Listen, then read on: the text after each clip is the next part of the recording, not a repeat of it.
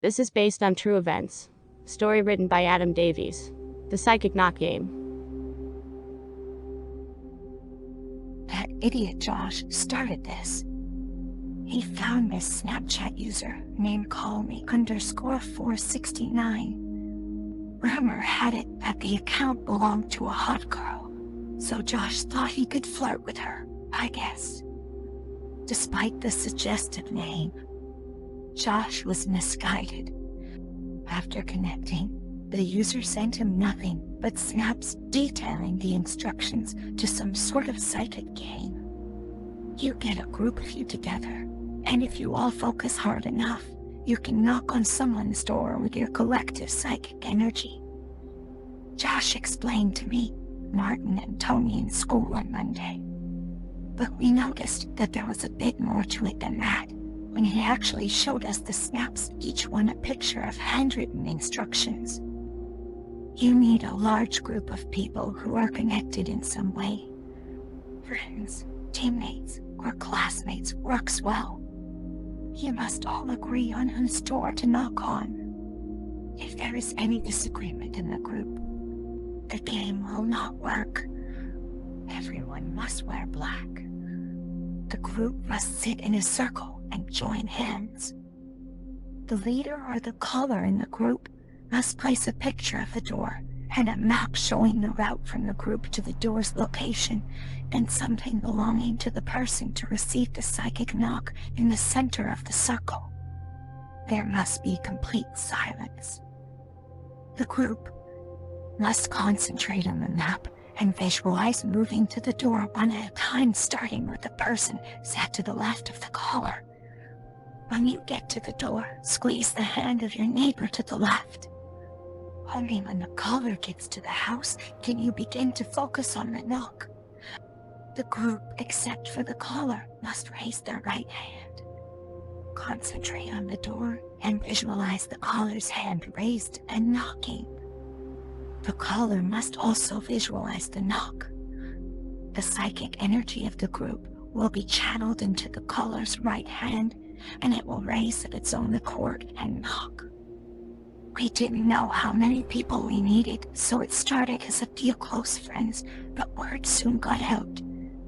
Josh invited Kayla because he wanted to make out with her, and Kayla wanted to bring Abby, the biggest loudmouth in the school. So by Thursday morning, we had 14 people coming. We picked our chemistry teacher, Mr. Griffiths. He lived quite close to me, so it was easy enough to take a picture of his door and steal the little garden gnome he had at the front of his house. Everything was set, and then disaster struck. My mother got asked to cover a shift at work. We really needed the money, so she couldn't say no. Because of this, I had to stay home and look after my little sister Joni. So while my friends Martin, Tony, and Josh were having fun, hanging out with the hottest girls in our class, and trying to psychically bother our teacher, I was stuck at home with a 9-year-old brat. Once I packed her off to bed, I jumped on my laptop and Skyped Josh. It was around 10 p.m. "This is awesome. Kayla and all the girls came," he said. "It sucks that you can't be here." "I know. So when are you going to start?" "Stroke of midnight." "Look, stay on the line, but we are going to have to put you on mute when the time comes." The instructions say, complete silence. I hung out with them for a couple of hours on Skype and watched them get ready in Josh's basement den. They were all dressed in black, and Josh lit a bunch of candles around the room that cast an eerie flickering light. When he turned off the lights, the soft low candle light made the images on the screen pixelated and indistinct. "Sorry, we're putting you on silent," Josh said, and hit mute. At this point, I could hear them, but they couldn't hear me. They formed into a circle, cross-legged on the floor. "Josh, was reveling in his role as the caller, dishing out instructions and trying to act cool. There was whispering and nodding when they pulled out the map and the object to put in the middle of the circle. They broke out in giggles, and a few of them shot glances to the screen to look at me. I could not make out the images clearly, but it didn't look like Mr. Griffith's gnome. The object looked more like a sweater. My sweater. That was when it hit me. They were going to knock on my door. I shouted uselessly into the muted Skype call. There was nothing I could do. They were in the circle, now completely focused. I watched, powerless to intervene.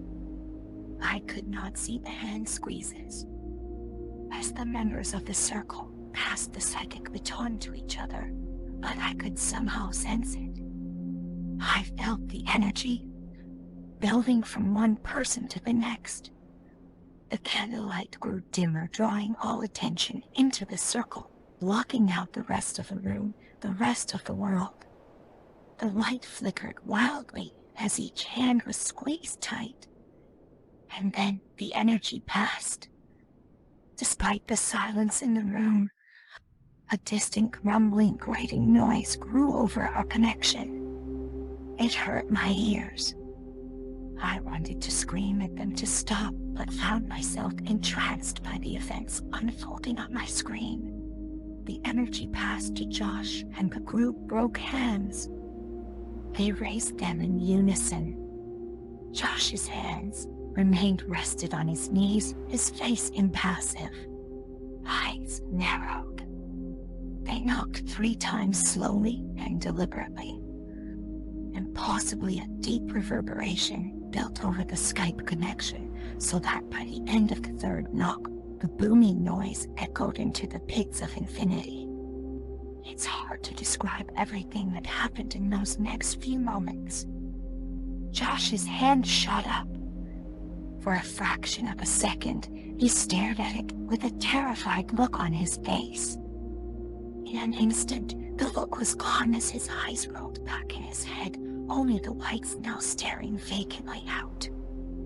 The flickering candlelight transformed the shadow of his raised hand from a teenage boy's into that of a gnarled and twisted fiend. I don't know if I actually saw it or imagined it after the fact, but for less than a heartbeat, I thought I saw the terrible creature who owned that hand etched in shadow on the wall and my screen. A sound came over the speakers full of dread, malice, and glee. It was at once a scream, a roar, and most terrifying of all, the word, yes. Yes. The circle must have heard it as well, for they clutched their hands to their ears, faces writhing in agony. Blood trickled from some of their noses. My speakers blew, plunging my room into silence. Josh was oblivious in his glaze-eyed trance. He made a slow, deliberate knocking motion 3 times. Tap. My attention shot to my front door at the thudding sound of the knock. My heart began to race. Tap. A couple of the group in Josh's den scrambled to their feet. They were freaked out and didn't know what was going on. I felt sick because this had gone too far. Tap. I stood up and backed away from the door to my stairs. No fucking way I was opening that door with the shit I had just seen. I ran upstairs to check on Joni, make sure she was okay. Thankfully, she was fast asleep. I went into my own room and grabbed my baseball bat. From my bedroom window, I have a good view of the front door. Sweaty and hyperventilating, I nervously drew back the curtains to look. Nothing. I grew bolder and took a good look, studying our porch and looking out down the street. Still nothing, but I could feel a presence. That's when I caught a glimpse a shadowy movement in the trees across the road. It was only for an instant, but I saw that same ominous outline that I had seen in Josh's den. I must have fallen asleep at some point, mentally taxed from the ordeal. I woke up with my baseball bat next to me. In the cold light of the morning, with a couple hours of sleep under my belt, things felt different. What had actually happened for me to be so scared? Josh probably faked the eye rolling and no look of fear when his hand moved. The group wasn't on it, switching it to me rather than Griffiths, so they most likely had someone come around to do the knocking as a joke. I bet. They recorded me on Skype so they could see my reaction. I went to school, more pissed off than scared, ready to confront my dickhead friends. My mood changed pretty quickly. The whole group from the night before were davered. They all looked terrible. Josh worse than the rest, pale as a ghost and on edge. I'm sorry, Cody. I had no idea. I'm fucking scared, he said as soon as he saw me. He showed me his phone. There was a snap from callme_469. It was a picture of my front door. All 13 of them had received the same snap, even though only Josh was connected to the user. The message said, "You called me, but no one answered. I will return. One of you must let me in."